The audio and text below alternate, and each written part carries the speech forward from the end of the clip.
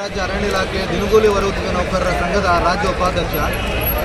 ನಮ್ಮಲ್ಲಿ ಸ್ನೇಹಿತರೆ ಏನಾಗಿದೆ ಅಂತಂದರೆ, ಎಲ್ಲ ನಮ್ಮ ನೌಕರರನ್ನ 2017ರಲ್ಲಿ ಅವೈಜ್ಞಾನಿಕವಾದಂಥ ಆದೇಶ ಹೊರಡಿಸಿ 25-30 ವರ್ಷ ಕೆಲಸ ಮಾಡಿದಂಥ ನೌಕರರ ಹೊಟ್ಟೆ ಮೇಲೆ ನಮ್ಮ ಅರಣ್ಯ ಇಲಾಖೆ ಹೊಡೆದಿದೆ ಸ್ನೇಹಿತರೆ.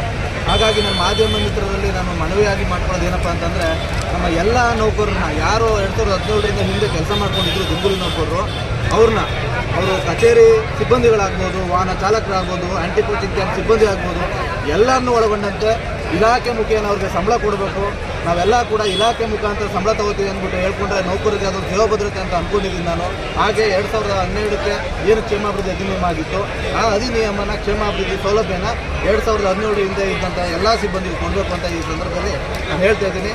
ಈ ಎಲ್ಲ ಬೇಡಿಕೆ ಈಡೇರದೆ ಹೋದಲ್ಲಿ ರಾಜ್ಯದ ಎಲ್ಲ ವನ್ಯಜೀವಿ ಘಟಕಗಳ ಹಾಗೂ ಪ್ರಾದೇಶಿಕ ವಿಭಾಗದ ಹಾಗೂ ಸಾಮಾಜಿಕ ವಿಭಾಗದ ಎಲ್ಲ ನೌಕರರು ಕೂಡ ಏಕಕಾಲದಲ್ಲಿ ಈಗೇನು ನಾವು ಹೋರಾಟಕ್ಕೆ ಬಂದಿದ್ದೀವಿ, ಈ ಬೇಡಿಕೆ ಈಡೇರದಲ್ಲಿ ನಾವು ಯಾರೂ ಕೂಡ ಕೆಲಸಕ್ಕೆ ಹೋಗಲ್ಲ ಅನ್ನೋದನ್ನ ಈ ಮಾಹಿತಿನ ತಮ್ಮ ಮುಂದೆ ಹೇಳ್ತಾ ಇದ್ದೀನಿ ಸ್ನೇಹಿತರೆ. ಅರಣ್ಯ ಇಲಾಖೆ ಅಧಿಕಾರಿಗಳು ಇವತ್ತೊಂದು ದಿನ ನಮ್ಮನ್ನು ತುಂಬ ಕಡೆಗಣಿಸ್ತಾ ಇದ್ದಾರೆ. ಹಲವು ಬಾರಿ ನಾವೆಲ್ಲ ನಮ್ಮ ರಾಜ್ಯಾಧ್ಯಕ್ಷರು, ಗೌರವಾಧ್ಯಕ್ಷರು ತಂಡವಾಗಿ ಹೋದಾಗ ಸಂಘಟನೆನ ಎಲ್ಲೋ ಒಂದು ಕಡೆ ಇವರು ಹೀಯಾಳಿಸೋದು, ನಮ್ಮನ್ನೆಲ್ಲ ಒಂಥರ ಇಲಾಖೆಯಲ್ಲಿ ಬ್ರಿಟಿಷ್ನವ್ರ ಆಡಳಿತ ಥರ ಆಗ್ಬಿಟ್ಟಿದೆ.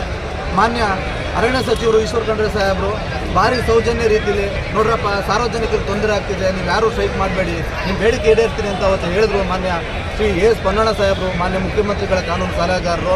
ಅವ್ರನ್ನ ನಾವೆಲ್ಲ ಹೋಗಿ ರಿಕ್ವೆಸ್ಟ್ ಮಾಡಿದ್ರು, ಮನವಿ ಕೊಟ್ಟು, ಆ ಮನವಿ ಮೇರೆಗೆ ಸ್ಪಂದಿಸಿ ಸಮಾಜದ ಕಳಕಳಿ ಇರ್ತಕ್ಕಂಥ ವ್ಯಕ್ತಿ ಪೊನ್ನಣ್ಣ ಸಾಹೇಬರು ಕರ್ಕೊಂಡೋಗಿ ಮುಷ್ಕರ ಮಾಡಬೇಡಿ ಅಂತ ಮಿನಿಸ್ಟರ್ ಹತ್ರ ಮೀಟ್ ಮಾಡಿದಾಗ ಮಿನಿಸ್ಟರ್ ಸಾಹೇಬರು ಹೇಳಿದ್ರು, ಅರಣ್ಯ ಇಲಾಖೆ ಹಿರಿಯ ಅಧಿಕಾರಿಗಳಿಗೆಲ್ಲ ಹೇಳಿ ನಿಮ್ಮ ಸಮಸ್ಯೆ ಬಗೆಹರಿಸ್ತೀನಿ ಅಂತ. ಆದರೆ ಮಾಧ್ಯಮ ಮಿತ್ರರೇ ದಯವಿಟ್ಟು ಹೇಳ್ತಾ ಇದ್ದೀವಿ, ನಮ್ಮ ಇಲಾಖೆಯ ಮೇಲಧಿಕಾರಿ